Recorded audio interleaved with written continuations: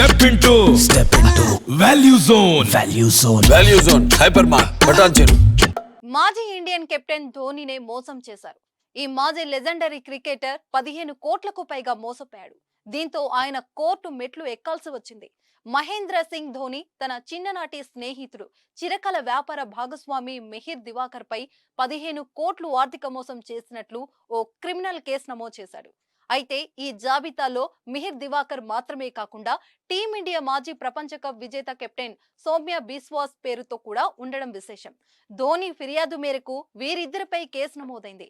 2017 cricket academy deal పై Arka sports management కు చెందిన అధికారులుగా మిహిర్ దివాకర్, సౌమ్య బిశ్వాస్లు ఉన్నారు. 2017లో ప్రపంచవ్యాప్తంగా క్రికెట్ అకాడమీని నిర్వహించేందుకు దివాకర్ ధోనితో ఒప్పందం కుదుర్చుకున్నారు. అయితే దేశ విదేశాల్లో అనేక చోట్ల అకాడమీకి భూమి కొనుగోలు చేసిన అకాడమీ పనులు మాత్రం ముందుకు సాగలేదట. ఒప్పందం ప్రకారం ఆర్కా స్పోర్ట్స్ ధోనికి లాభాలు చెల్లించాల్సి ఉంది. కానీ మిహిర్ దివాకర్, సౌమ్య బిశ్వాస్ అది చేయలేదు. దీంతో ధోని ఆగస్టు 15, 2021న సంస్థకు మంజూరు చేసిన అధికార లేఖను ధోని ఉపసంహరించుకున్నాడు. ఎన్నిసార్లు చెప్పి చూసినా పట్టించుకోలేదు.